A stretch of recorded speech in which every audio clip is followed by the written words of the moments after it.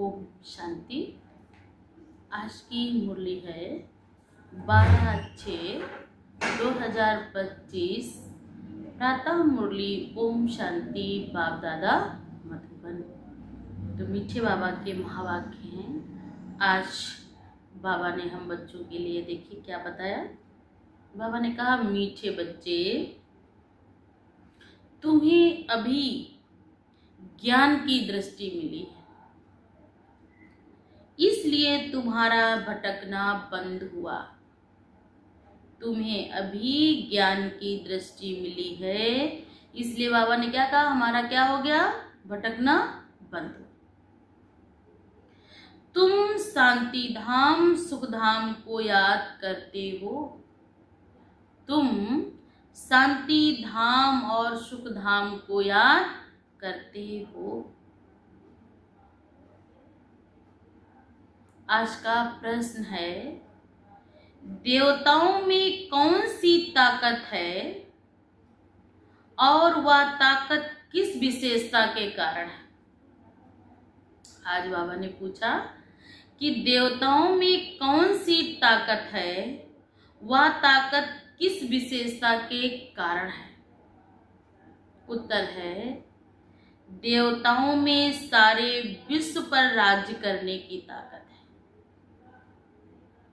वह ताकत विशेष एक मत की विशेषता है। देवताओं में एक विशेषता है ना, वो एक मत रहते हैं। मनुष्यों में क्या होता है, वो अद्वैत मत है। तमाम प्रकार की मतों में कोई इधर कह रहा है, कोई उधर कह रहा है। और जो देवी देवता कुल की आत्मा है, वो एक ने कहा और दूसरे ने माना। यही है ज्ञानी अर्थात देवतुल्य आत्माओं के कर्म, जिसको कहते श्रेष्ठ कर्म है। एक मत की विशेषता के कारण है। वह एक मत होने के कारण वजीर आदि रखने की भी दरकार नहीं। अगर कई मतें हों तो भी मन में भ्रांति हो, लेकिन वहां पर एक मत है। एक ने कहा तो दूसरे ने माना, दूसरे ने माना तो उसने करना भी शुरू कर दिया। तो वहां पर वजीर आदि की भी जब तमाम मतें होती तो बुद्धि क्या करती, डिसीजन पावर नहीं लेती। और जब एक मत होती है तो बुद्धि अपना डिसीजन पावर बहुत परफेक्ट, और बाबा ने कहा बहुत कैसे लेती है, पावरफुल संकल्पों से। देवताओं ने संगम पर बाप से ऐसी श्रीमत ली हुई है जो 21 जन्म राज्य करते हैं। ऐसी मत परमात्मा से ली, ऐसी शिक्षा ली, ऐसी समझाने ली जो हमारे 21 जन्म का मत। वहां एक राजा की एक दैवी फैमिली होती है, दूसरी मत होती ही नहीं। वहां पे फैमिली भी होगी तो साथ में जुड़ा होगा दैवी फैमिली। गीत है, नयनहीन को राह दिखाओ प्रभु। इस समय नयन तो हैं, लेकिन किस नयन की बात की गई है, बुद्धि रूपी नयन, जो आज बुद्धि है लेकिन फिर भी काम नहीं कर रही। श्रेष्ठ बुद्धि रूपी नयन की बात यहाँ पर क्या करे कि नयनहीन को राह दिखाओ प्रभु। तो कौन सी राह भटके हैं, संसार में आकर तेरा मेरा ये वो अपना पराया, इन मतों में आकर के हम राह भूल गए कि हम सब एक पिता परमात्मा की ही संतान हैं और एक घर के ही वासी हैं, और हम सबको वापस भी अपने घर चलना है। और ये भी मेरे भाई और बहन है। आज स्वार्थ बस ये मेरा है, ये तेरा है जोड़ दिया, लेकिन ऐसा कुछ भी नहीं है। हम सब एक पिता परमात्मा की संतान है। ओम शांति। बच्चों को नयन मिले, पहले नयन नहीं थे। कौन से नयन, ज्ञान के नयन नहीं थे। अज्ञान के नयन तो थे, अपना पराया तेरा मेरा कलयुगी नयन थे, लेकिन देवताई नयन नहीं थे, देवताई सोच नहीं थी। बच्चे जानते हैं ज्ञान सागर एक ही बाप है, वो एक सबका पिता है। हमारा भी है तो संसार में जितनी भी आत्मा है उनका पिता है। जो दुखी होता, जो परेशान होता, जो अशांत होता, सब अपने उस पिता को याद करते हैं। ज्ञान है नहीं, जिस ज्ञान से सद्गति हो, अर्थात शांति धाम सुख धाम में जाना हो। अभी तुम बच्चों को दृष्टि मिली है कैसे सुख धाम बदलकर फिर माया का राज्य व दुख धाम बनता है। पुकारने लगते हैं कि नयनहीन को राह दिखाओ। जब जब मनुष्य के अंदर दुख आता है, किसी के द्वार किसी की चौखट नहीं जाता, हर एक की एक आस रहती है। वो कहाँ जाता है, किस चौखट के दरवाजे खटखटाता है, वो प्रभु परमात्मा की। भक्ति मार्ग में यज्ञ दान पूर्ण आदि कोई राह नहीं मिलती। शांति धाम सुख धाम में जाने की हर एक को अपना पार्ट बजाना है। हर आत्मा का अपना अपना रोल है, वो आत्मा अपना ही पार्ट बजा। आप कितना भी कर लें, आप कितना भी चाहें, लेकिन वो आत्मा अपना उतना ही पार्ट प्ले करेगी। नयनहीन को राह बताओ। भक्ति मार्ग में यज्ञ दान पूर्ण आदि से कोई राह नहीं मिलती। बाप कहते हैं मुझे भी पार्ट मिला है, भक्ति मार्ग में पुकारते हैं जीवन मुक्ति की राह बताओ। कौन सी राह, कि मुझे अब कहाँ जाना है, तो जीवन मुक्ति की राह बताओ। उसके लिए कितने यज्ञ तप दान पूर्ण आदि करते हैं। कितना आत्मा संसार से जब दुखी होती है, व्यक्ति वैभव कुछ भी काम नहीं आते, तो किसकी चौखट खटखटाती है, वो प्रभु परमात्मा की। शांति धाम में भटकना नहीं होता, वहां तो आत्मा डीप साइलेंस में अपने बाप के घर में, अपने घर में शांति से रहती। वो तो सिर्फ शास्त्रों की पढ़ाई और जिस्मानी पढ़ाई को ही जानते हैं, इस रूहानी बाप को तो बिल्कुल जानते ही नहीं। रूहानी बाप ज्ञान सागर आकर देते हैं, जबकि सर्व की सद्गति होती है। पुरानी दुनिया बदलनी होती है, मनुष्य से देवता बनते, फिर सारी सृष्टि पर एक ही राज्य होता है। वो राज्य होगा एक राज्य, एक धर्म, एक भाषा, एक कुल और एक मत होगा। वो राज्य होगा राम राज्य। अभी तो तमाम मतें हैं, तमाम, बाबा ने कहा क्या है, वहां पर अपनी अपनी बुद्धियां हैं, लेकिन वहां पर एक ही मत होगी जिसको ही स्वर्ग कहते हैं। राम राज्य को क्या कहते हैं भाई, आप लौकिक में भी कहते हैं, आपके तो राम राज्य है आपके पास, तो मना सब सुख। यहाँ ये भी भारतवासी जानते, आदि सनातन देवी देवता धर्म भारत में ही था। उस समय कोई और धर्म नहीं था। तुम बच्चों के लिए अभी है संगम युग। हम बच्चों के लिए क्या है, संगम युग। बाकी सब हैं कलयुग में। तुम पुरुषार्थ कर संगम युग पर बैठे हो। जो जो बाप को याद करते हैं, बाप की श्रीमत पर चलते हैं, वह संगम युग पर, बाकी सब अभी कलयुगी हैं। अभी कोई सार्वंटी किंगडम तो नहीं, अभी कोई पवित्र दुनिया नहीं। हाँ राजा है, ऐसा नहीं कि घरों में खाए नहीं पवन का, लेकिन अभी पवित्र कोई राज्य नहीं है। अनेक मतों से राज्य चलता है। कई कई देशों में किसी की अपनी मत है, किसी की अपनी मत है, कोई अपने से चला रहा, कोई ऐसे चला रहा। तो बाबा ने कहा जरूरी नहीं कि वहां पर क्या है, एक ही मत हो। हर राज्य की, हर एक जगह की अपनी अपनी मत है, और वहां को चलाने के भी अपने अपने तरीके हैं। सतयुग में तो एक ही महाराजा की ही मत चलती है, वहां पर एक ही धर्म होगा, एक ही राज्य होगा, एक ही गद्दी होगी, वो विश्व महाराजन होंगे, लक्ष्मी और नारायण। क्योंकि वहां पर मनुष्यों जैसी ना ही वहां पर वृत्ति रहती है, वहां पर वृत्ति भी कैसी बन जाती, देवताई वृत्ति बन जाती, श्रेष्ठ वृत्ति बन जाती। वहां पर हर मानव की सोच पवित्र रहती है, स्वार्थी नहीं रहती। जहां सबका भला हो, सबका कल्याण हो, वो सोच बन जाती है। बाबा ने कहा क्योंकि बिल्कुल भी नहीं जानते, रूहानी बाप ज्ञान का सागर आकर ज्ञान देते। जबकि सर्व की सदगति होती, पुरानी दुनिया बदलनी होती, मनुष्य से देवता बनते, फिर सारी सृष्टि पर एक ही राज्य होता है। देवी देवताओं को, जिसको ही स्वर्ग कहते, ये भी भारतवासी जानते। आदि सनातन देवी देवता धर्म भारत में ही था, उस समय कोई और धर्म नहीं था। तुम बच्चों के लिए अभी है संगम युग, बाकी सबके लिए क्या है ये दुनिया? कलयुग है। तुम पुरुषोत्तम संगम युग पर बैठे हो। जो जो बाप को याद करते, बाप की श्रीमत पर चलते, वह संगम युग पर हैं। बाकी अभी जो बाप को नहीं पहचानते, अपने जन्मों को नहीं पहचानते, अपने आप को नहीं पहचानते, तो बाबा ने कहा उनके लिए तो अभी ये क्या चल रहा है? घोर कलयुग।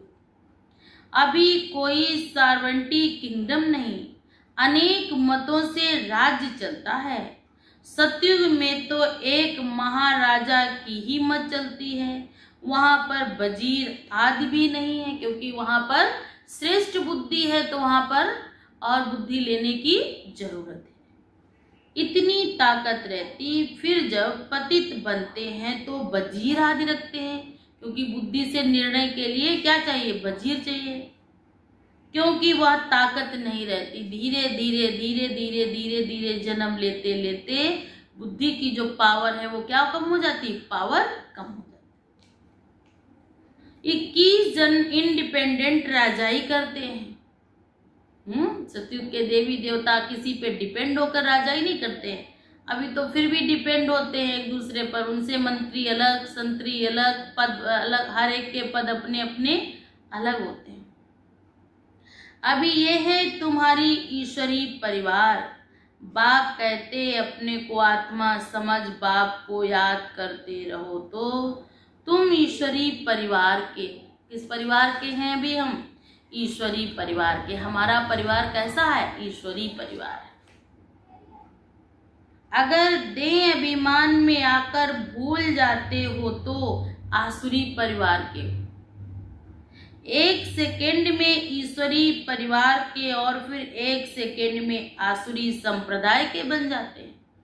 संशय आया आसुरी परिवार के, निश्चय भगवान पे बैठ गया संपूर्ण कि परमात्मा बाप मेरा है, हम सब उसके हैं, संसार की जितनी भी आत्माएं हैं ये सब उस परमपिता परमात्मा की संतान है। तो बाबा ने कहा एकदम सब पावन बन गए। अपने को आत्मा समझ, बाप को याद करना कितना सहज है, परंतु बच्चों को मुश्किल लगता है। क्या लगता है? बच्चों को मुश्किल लगता है।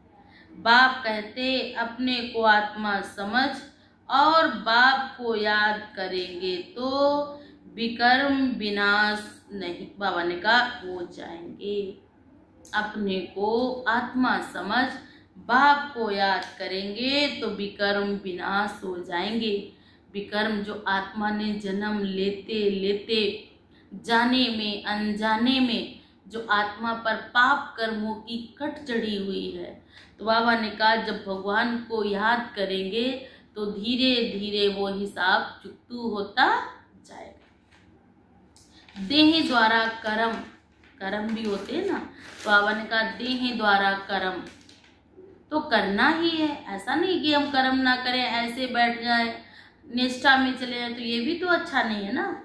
हम कर्म क्षेत्र पर हैं तो कर्म तो करना ही पड़ेगा। देह बगैर तो तुम कर्म कर नहीं सकेंगे। कोशिश करनी है काम काज करते भी हम बाप को याद करें, भगवान की याद में करें। परंतु यहाँ तो बगैर काम भी याद नहीं कर सकते, भूल जाते, यही मेहनत है।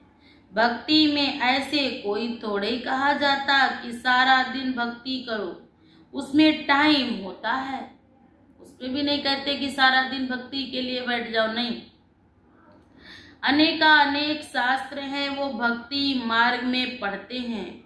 तुमको तो कोई पुस्तक आदि नहीं पढ़ना है, ना बनाना है। ये मुरली छापते भी रिफ्रेश होने के लिए। मुरली क्यों सुनाई जाती है? बाबा ने कहा रिफ्रेश होने के लिए। अगर मन में कोई क्वेश्चन आता है, मन में कोई बोझ होता है, तो बाबा ने कहा मुरली सुनो, तो मन के सारे क्वेश्चन उस मुरली में मिल जाते हैं आंसर। जो भी मन में कोई विचार आते तो सारा कुछ समाधान मिलता है।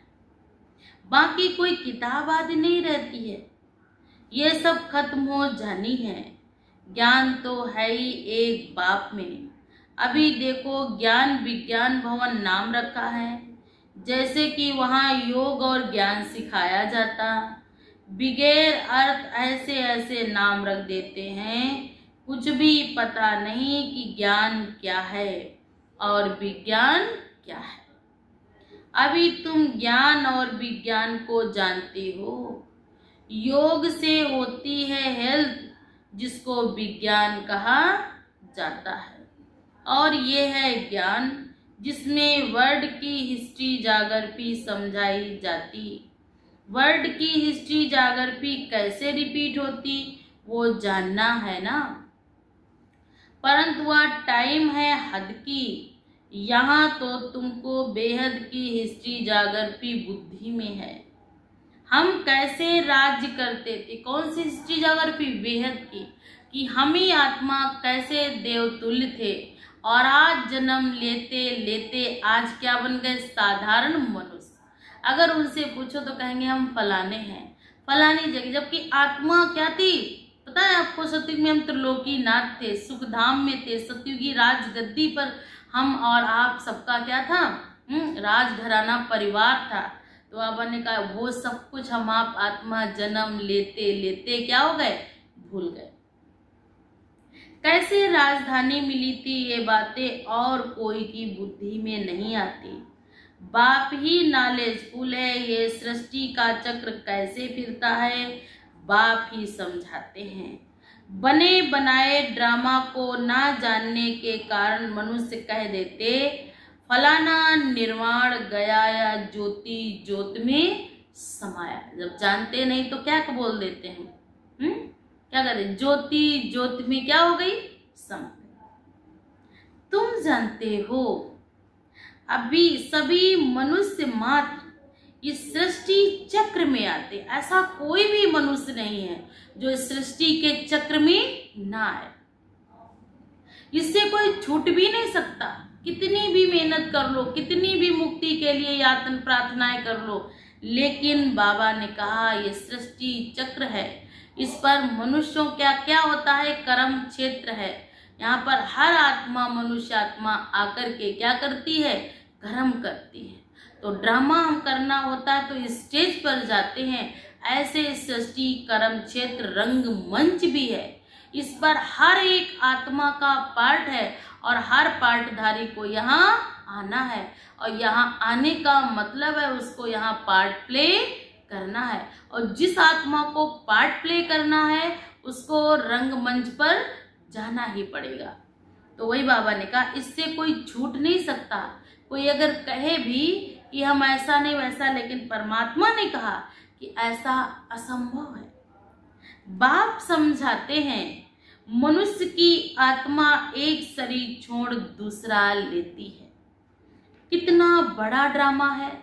आज आपके पास है वो व्यक्ति, कल किसी और का होगा, और जो कल किसी और के पास था वो आज आपके पास। सब में आत्मा है। आत्मा अजर अमर अविनाशी है। आत्मा का कभी विनाश नहीं होता है। आत्मा परिवर्तन करती है चोला, एक शरीर छोड़ती है और दूसरे में जाकर प्रवेश करती है, लेकिन आत्मा का कभी विनाश नहीं होता है। उस आत्मा में अविनाशी पार्ट भरा हुआ है, जिसको कोई आदि मध्य अंत, बाबा ने कहा उसको कोई भी जान नहीं सकता। इसको कहा जाता बनी बनाई बन रही, अब कुछ बननी ना। अब ड्रामा कहते हैं तो जरूर उनका टाइम भी चाहिए। बाप समझाते ये ड्रामा 5000 वर्ष का है। कितने वर्ष का चलता है? इसकी आयु कितनी है इस ड्रामा की? 5000 वर्ष की। भक्ति मार्ग के शास्त्रों में लिख दिया ड्रामा लाखों वर्ष का है। हर चीज की एक डेट होती है। दवाई भी बनती है, बनने के साथ साथ उस पर एक्सपायरी डेट डाल दी जाती है। तो इस सृष्टि को रचने वाले इस रचयिता ने भी इस सृष्टि को भी कब इसका जन्म, कब इसकी मृत्यु, वो साथ साथ में सब कुछ संपूर्ण निहित होता है। और ऐसा नहीं कि जन्म के साथ ही उसको सब पता रहता आत्मा को कि इतने समय का मेरा पार्ट है और इतना ही पार्ट प्ले करके मुझे फिर वापस आना है। भक्ति मार्ग के शास्त्रों में लिख दिया ड्रामा लाखों वर्ष का है। इस समय ही जबकि बाप ने आकर सहज राजयोग सिखाया था। इस समय के लिए ही गायन है कि कौरव घोर अंधियारे में थे और पांडव रोशनी में थे। ऐसा क्यों कहा गया? क्योंकि उनके पास प्रीत बुद्धि नहीं थी। अंधेरे का मतलब ऐसा नहीं कि वहां पे लाइट नहीं थी, रोशनी थी नहीं थी, इसलिए नहीं। उनके पास प्रीत बुद्धि नहीं थी और वो क्या सोच रहे थे कि ऐसा कर लेंगे तो ये राज्य मेरा। लेकिन उन्हें ये नहीं पता था एक दिन तो सबको छोड़ के जाना है। आज नहीं तो कल यहाँ ना सदा किसी का था, ना है और ना ही भविष्य में आगे रहेगा। आज मेरे पास है, कल यहाँ पर कोई दूसरा राज्य करेगा। तो बाबा ने कहा उनको भी ये नहीं पता था, तो कहाँ थे इस समय? वो घोर अंधियारे में। बाप आकर समझाते, वो लोग समझाते हैं कलयुग में जो अजुन 40,000 वर्ष पड़े हैं। भक्ति में इसका गायन क्या है? कहते हैं अभी कलयुग के 40,000 वर्ष पड़े। तो बाप कहते उन्हों को ये पता नहीं कि भगवान आया है इस धरा पर। परमात्मा आकर के मनुष्य तन में प्रवेश करके वो सत्य ज्ञान की पहचान कराता है, खुद की पहचान कराता, आत्मा के 84 जन्मों का परिचय देता और आदि मध्य अंत का भी ज्ञान देता है। जो प्रीत बुद्धि बच्चे हैं वो तो समझते हैं, नहीं तो विपरीत बुद्धि बच्चे इसको समझ भी नहीं सकते। अच्छा, इस पुरानी दुनिया का मौत सामने खड़ा है। सुना? अभी भी देख रहे हैं हम लोग, किसी का भी कोई भरोसा नहीं। बच्चा, बूढ़ा, जवान, इतने सारे कहाँ कहाँ क्या क्या हो रहा। बाबा ने कहा क्या है इस समय मौत। छोटे छोटे बच्चे भी ऐसा नहीं शरीर छोड़ रहे हैं, युवा भी हमारे शरीर छोड़ रहे हैं, बुजुर्ग भी जा रहे हैं, क्योंकि इस समय सबकी वानप्रस्थ अवस्था है।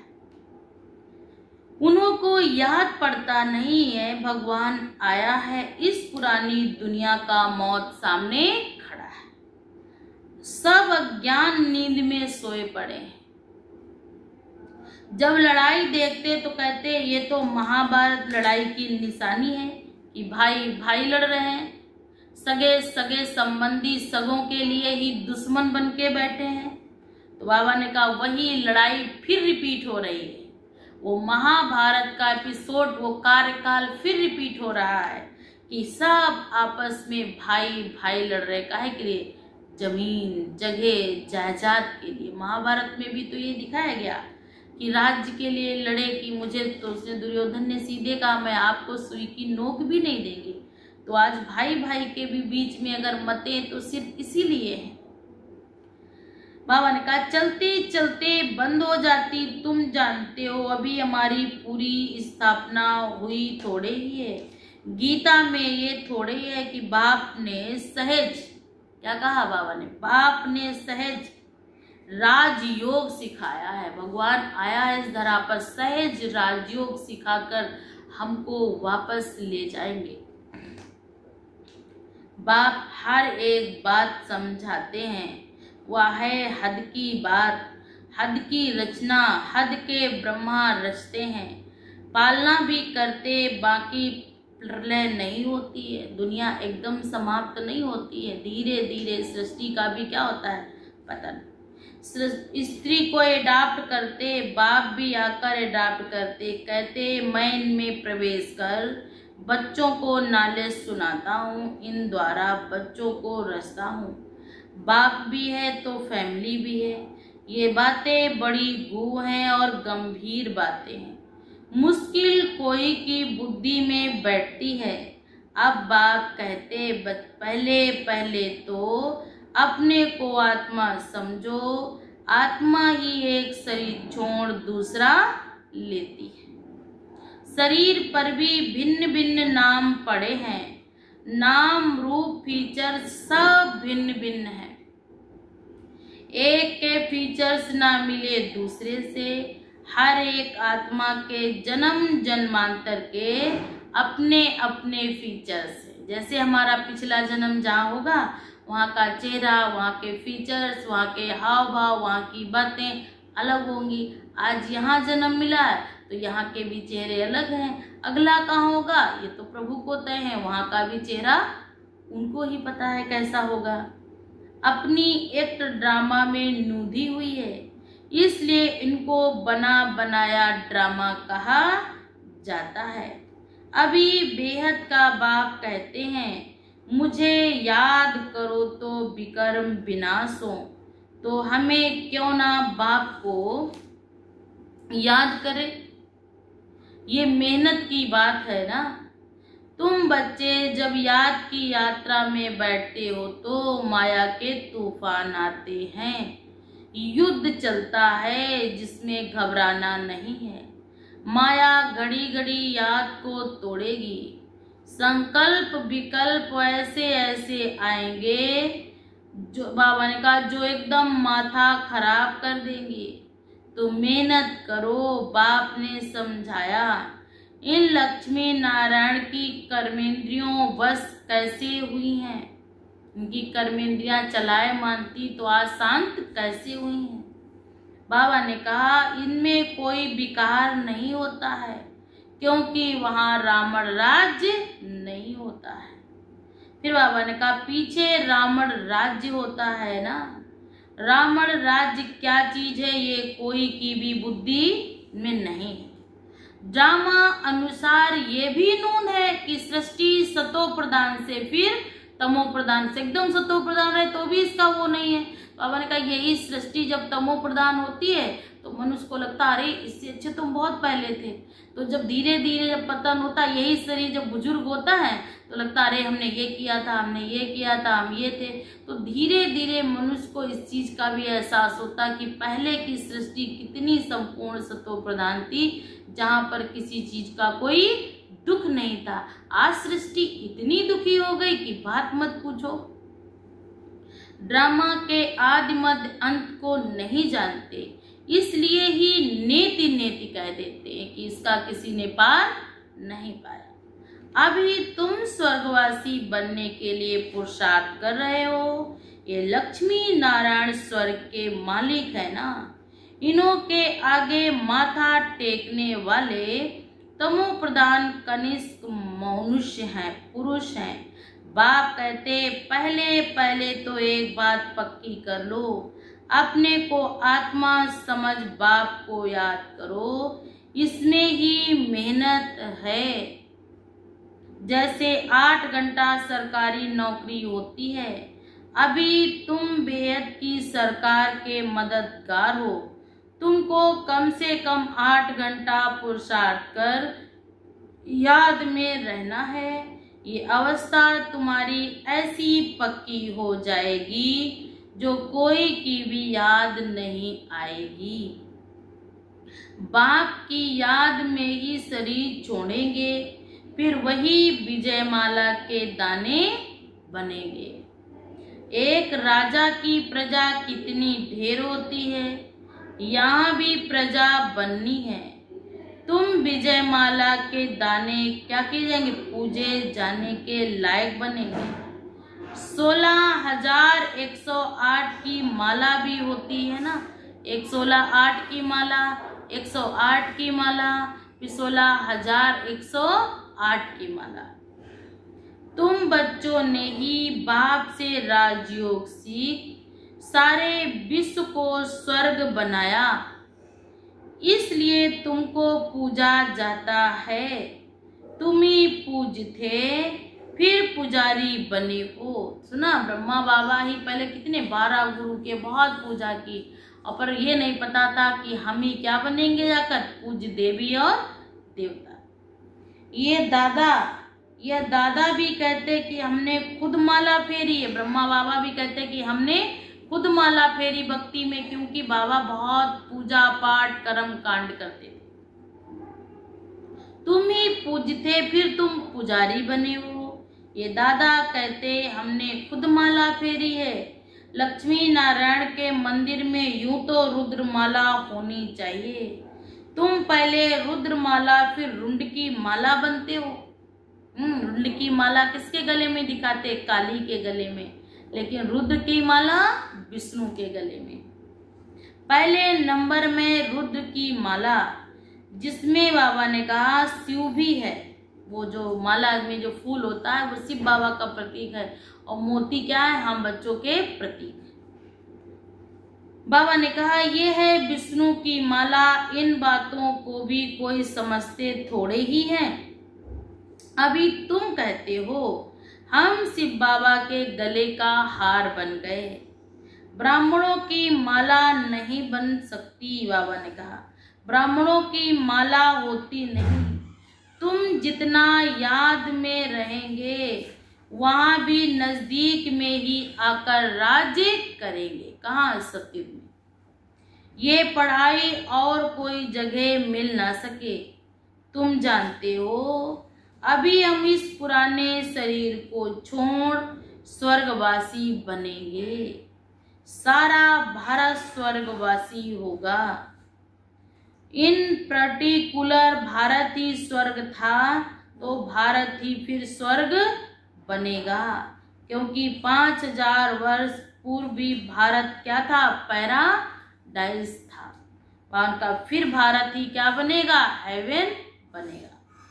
ये बातें बाप बैठ समझाते हैं, और कोई मनुष्य मात्र इन बातों को समझा न सके।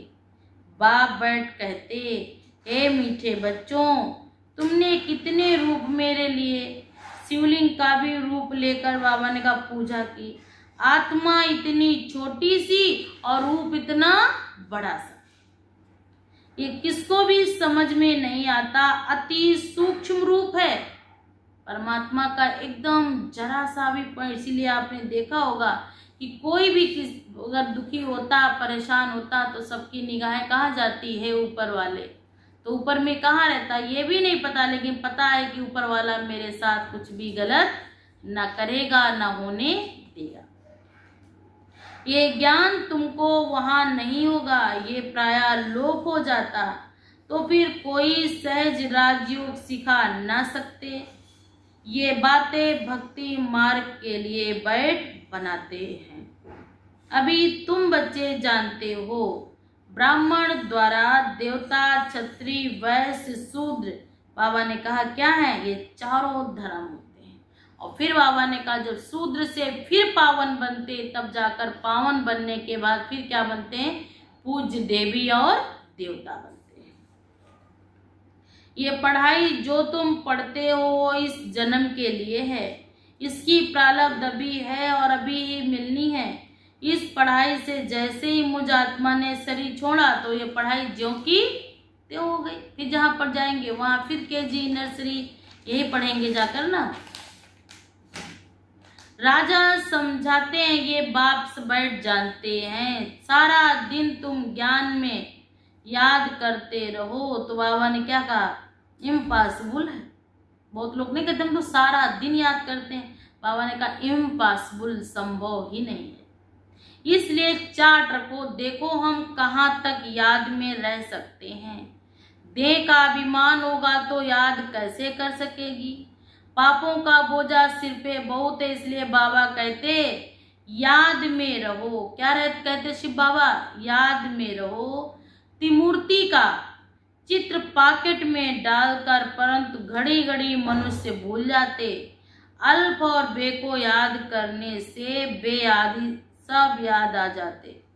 बाबा का बैज तो बहुत अच्छा है। बाबा ने कहा इस बैज की क्या है? एक शान होती है हमारे, क्या है? देवी देवताओं का क्या प्रतीक है। ये बैज में क्या है? हमारे क्या पूर्वज हैं। इसमें चित्र बना है लक्ष्मी और नारायण का। तो बाबा ने कहा बैज पर भी समझा सकते हो कि परमात्मा आकर के मुझ आत्माओं को क्या करने आया है? ऐसी पढ़ाई पढ़ाता जो ये लक्ष्य दिया है। क्या लक्ष्य है? नर से नारायण और नारी से लक्ष्मी, माना देवपद। तो बाबा ने कहा ये बैज पर भी समझा सकते हो। अच्छा आदमी कभी मुफ्त में नहीं लेंगे।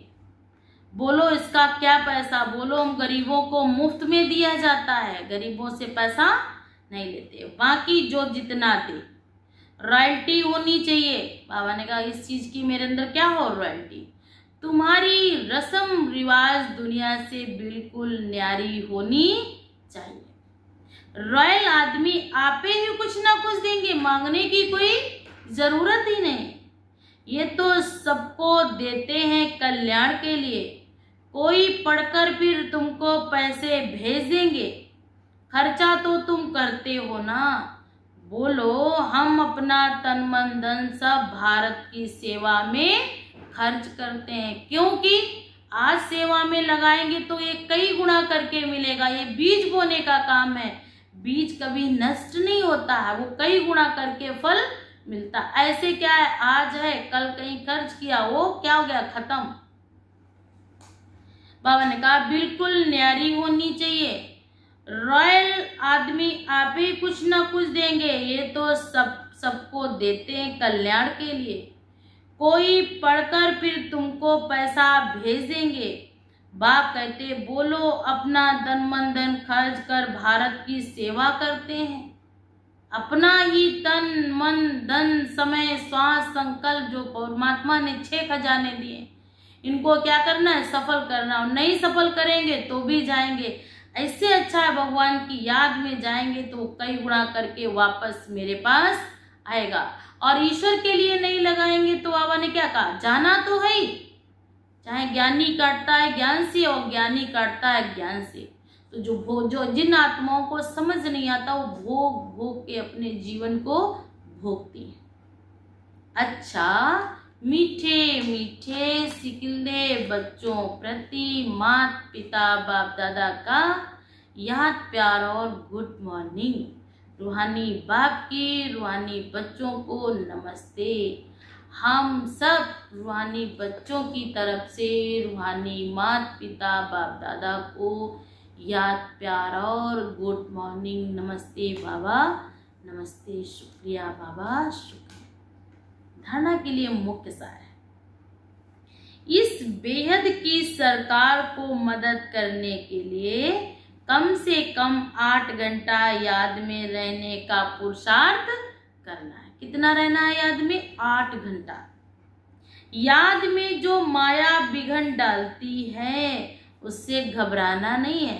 देखा होगा आपने, आप जब भी भगवान की याद में बैठेंगे तमाम ऐसे विचार ख्यालात आते हैं जो मन को भगवान से दूर करते हैं। तो परमात्मा समझा रहे डरना नहीं, क्योंकि माया हमको भगवान से अलग करती है, अच्छे विचारों से अलग करती है, अच्छे संग से अलग करती है। और कुसंग में अगर हम जाते हैं, व्यर्थ बातें करते हैं, ऐसी वैसी चर्चाएं सुनते हैं, तो नहीं ऐसे वैसे संकल्प आएंगे। लेकिन भगवान को याद करेंगे तो तरह तरह के विकल्प और संकल्प आते हैं। इससे घबराना नहीं है। नंबर 2, इस पुरुषोत्तम संगम युग पर ईश्वरीय संप्रदाय का बंध, ईश्वर की मत पर चलना है। कर्म करते भी एक बाप की याद में रहने का अभ्यास करना है। कर्म तो करना है, लेकिन एक बाप की याद में रहने का अभ्यास करना है। वरदान, अंतर्मुक्ता की गुफा में रहने वाले देह से न्यारे देही भव। कौन सी गुफा? अंतर्मुक्ता की गुफा में। आज का भावार्थ है, जो पांडवों की गुफाएं दिखाते हैं ना, ये वही अंतर्मुक्ता की गुफाएं हैं। जितना देह से न्यारे देही रूप में स्थित होने की गुफा में रहते हो, उतना दुनिया के वातावरण से परे हो जाते हो। वातावरण के प्रभाव में नहीं आते। जैसे गुफा के अंदर रहने से बाहर के वातावरण से परे हो जाते हैं, ऐसे ये अंतर्मुखता की गुफा से सबसे न्यारा और बाप का प्यारा बना देती है। अंतर्मुखता की गुफा बाप का न्यारा, बाप अर्थात कौन? परमपिता परमात्मा, और बाप का न्यारा। जो बाप का प्यारा है वो सदा सबका न्यारा और उनका न्यारा हो जाता है। जो भगवान का प्यारा होता है तो दुनिया वालों के लिए वो क्या हो जाता है? तो निराले हैं, इनको किसी से कोई मतलब नहीं है। उन लोगों के भी मुख से यही सवाल जवाब करते हैं ना। लेकिन बाबा ने कहा कोई बात नहीं, जो मेरा प्यारा बनेगा वो संसार का न्यारा बन जाएगा। स्लोगन है, साधना बीज है और साधन उसका विस्तार है। साधना बीज है, साधन उसका विस्तार है। विस्तार में साधना को छिपा नहीं देना। विस्तार में साधना को क्या नहीं कर देना? छिपा नहीं देना। आज अव्यक्त सारे आत्मिक स्थिति में रहने का अभ्यास करो। अंतर्मुखी बनो। कैसा बनना? अंतर्मुखी सदा सुखी। अंतर्मुखता की निशानी है सदा सागर के तले में खोए हुए। गंभीर मूर्त जो अंतर्मुखी हो जाए, ज्यादा बड़बड़ बड़बड़ नहीं करेगा, क्या रहेगा? शांत रहेगा, गंभीर रहेगा। चेहरे द्वारा आत्मिक स्थिति के चिन्ह दिखाई देंगे, लोगों के लिए वो विशेष नजर आएगा। एक और मनन चिंतन करने वाला चेहरा और फिर रमणीक और मुस्कुराता हुआ चेहरा, दोनों ही लक्षण सूरज से प्रत्यक्ष होंगे। एक तो जब कभी देखेंगे तो वो मनन चिंतन करता हुआ नजर आएगा, और दूसरी तरफ कभी देखेंगे तो रमणीकता भी है, लेकिन रमणीकता के साथ साथ क्या है? मुस्कुराहट। हंसना नहीं है तेज तेज, बल्कि मुस्कुराहट के साथ। दोनों लक्षण उसके सूरत को प्रत्यक्ष होंगे। अंतर्मुखी सदा हर्षित मुख दिखाई देंगे, क्योंकि माया का सामना करना पड़ता है ना। तो माया क्या करती है? हमको बोझिल करती, संकल्प विकल्प में लाती है, हमारा बुद्धि योग परमात्मा से तोड़ाती है।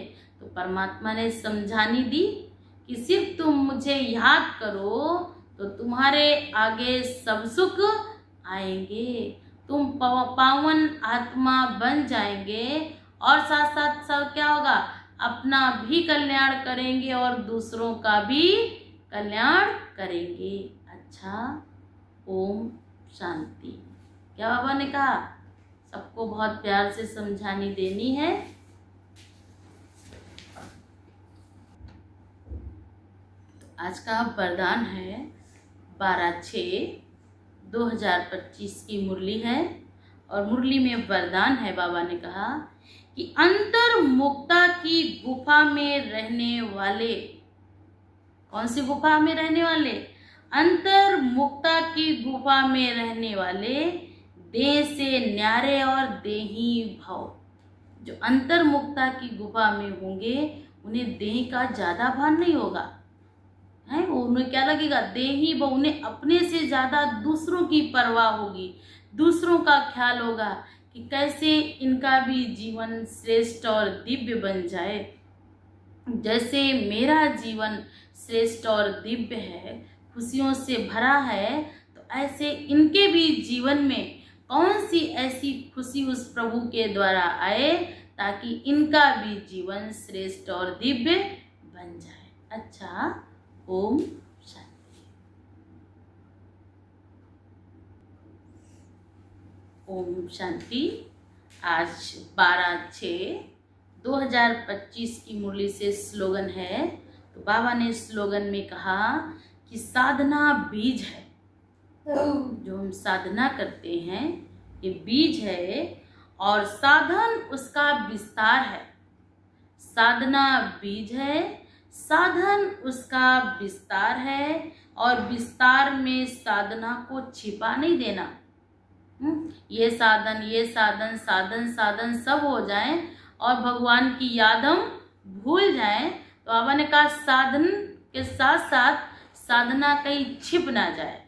तो क्या करना है? साधन तो यूज करना है, लेकिन क्या करना है, अपनी साधना को, अपनी शक्ति को उसमें डुबो नहीं देना है कि हाँ सब कुछ मिल गया। नहीं, जब तक मेरे साथ उस प्रभु का हाथ और साथ है तब तक मेरे साथ सब कुछ है। ये चीजें भी जरूरी हैं, लेकिन वो भी जरूरी, क्योंकि ये चीजें इस लोक तक ही काम आएंगी, लेकिन परमात्मा इस लोक से भी एक लोक है, वहां पर काम आएगा। अच्छा, ओम।